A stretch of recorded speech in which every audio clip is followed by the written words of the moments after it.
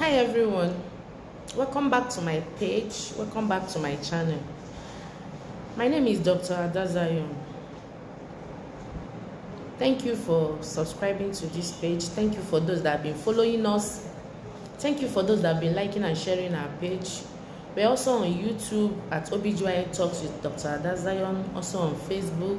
We're also on Instagram and on TikTok. Please follow our pages. Thank you so much. Today I'm just coming out from theater. I had an emergency this morning, so before making this page, and because of that I'm going to talk about premature rupture of membrane.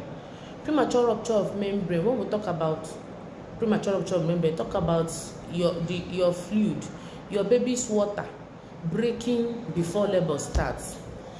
Sometimes there is one, it could be term. Term means that the baby has matured. Baby is at 9th month, from 37 weeks and above. It's called term premature rupture of membrane. So far that it starts before labor starts, that you have your membrane rupture before your labor starts. Or preterm rupture of membrane. Preterm rupture of membrane occurs if it occurs before 37 weeks. That's before you enter your proper 9 months, and it's called preterm rupture of membrane.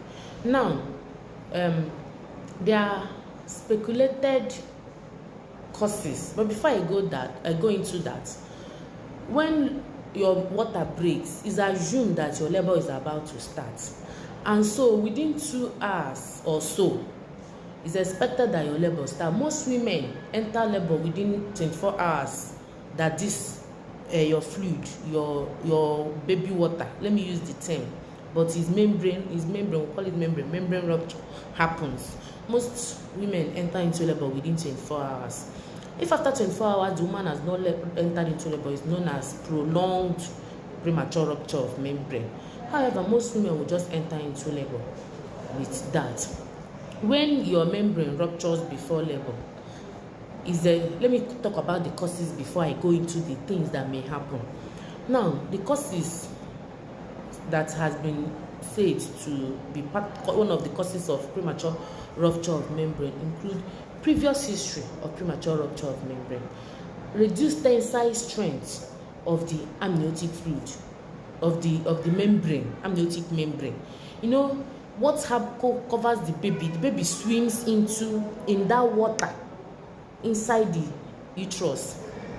Baby swims in that water and is covered by a sac connected to the placenta where the baby feeds. So if that sac gets weakened by anything, it's the collagen. So if there's anything that weakens it can easily give way. The things that could weaken it is genetic. There are some people that have problem with their collagen, so the membrane can just weaken, and before you know it ruptures. Now there are some others, over distension in places that you have big water, like what we call polyhydramnios. It can rupture even before the time. Big baby can rupture before the time. Prolonged multiple gestation, those that have triplets, twin gestation, they can rupture before the time. In fact, the surgery I'm just coming from is a triplet pregnancy. So the woman ruptured her membrane. I had to go and bring out the baby. So that could lead to rupture of membrane. Now, if you have had previous history of rupture of membrane, it could lead to repeat rupture of membrane. A woman that has had, if there is infection, intra-amniotic infection ongoing, infection in that fluid can lead to rupture of membrane. Then, with amongst other things. Now, other things that has other contributing factors, low socioeconomic class, not eating well, inadequate diet, and all those stuff. Now, one will now come to complications, things that can follow rupture of membrane. I want to give you an example. I had a patient. She was in latent phase, so we were still monitoring her. The next thing, the nurse came and said she has ruptured her membrane. I said, please keep this woman on the bed, let's examine her. Immediately we did examination of her vaginal examination, see the cord already protruding. And if in a place that they don't know what to do, that baby could just die, suffer asphyxia, and the baby will pass on from there. So, but within 5 minutes, the baby was out, baby was fine. So one of the things that could happen is that cord prolapse. That, in fact, that's the commonest thing that can happen. Cord prolapse, the cord will prolapse, leading to asphyxia, emergency surgeries, and all those stuff. Now, if the liquor happens, the rupture of that membrane happens spontaneously, and in cases that will have polyhydramnios, there could be sudden decompensation, and the placenta will just start will start coming out. That is what premature separation of the placenta, and the woman will start bleeding. So it could lead to antepartum hemorrhage, intrapartum hemorrhage. The woman will start bleeding. So these are the complications that can happen from there. Other things that may affect the baby is that if this happens before 9 months, that baby's lung may not be matured fully. So the baby may have problem with breathing. So management, what we do if we see that your membrane has ruptured. In fact, I want to say this. Please, if you are pregnant, you have someone that is pregnant, one of the things you have to let them know is that whenever their membrane rupture is a sign to start going to the hospital. I have a patient now presented with 2 days history of rupture of membrane. It's not proper. I'm doing this to teach the public. When you have rupture of membrane, go to the hospital. There are a lot of things we'll check and do to help give you good mother and baby outcome. That is good fetal-maternal outcome. So if your membrane ruptures, it's a sign to go to the hospital.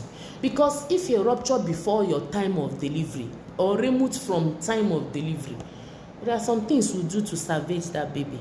If that baby is still far from when the lungs are matured, we give you what we'll give you a drug to help mature the lungs. The lungs will not come back. The lungs will be okay so that their baby can survive extrauterine life.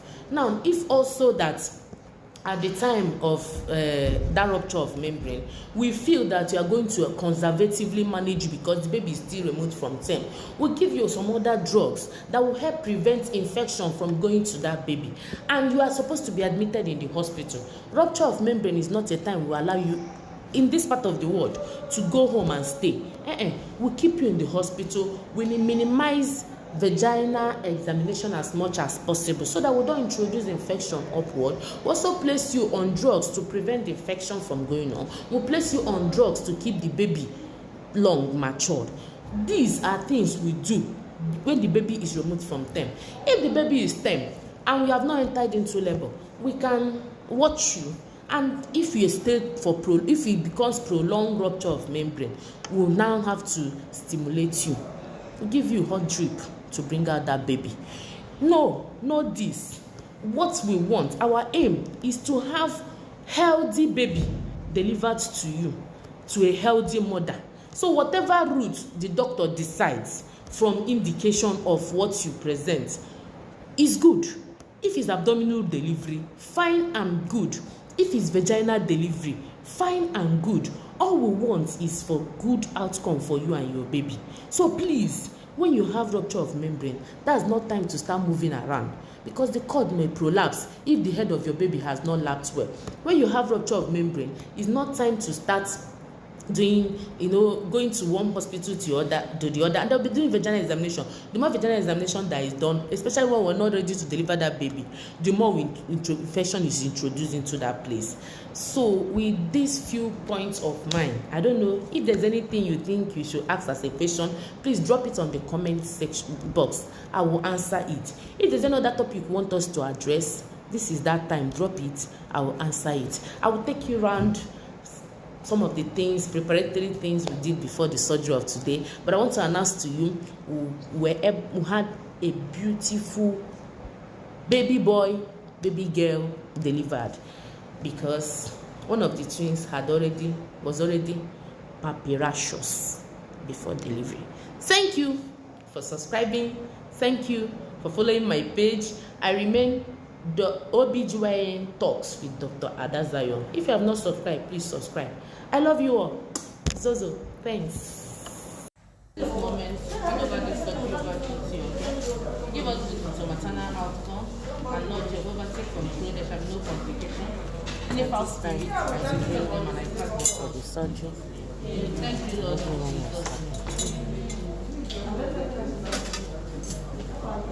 Now we go.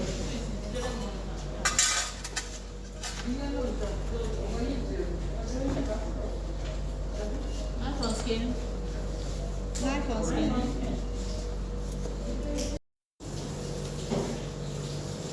Everybody is ready. We are set. People say, like cousin Dr. Adazion.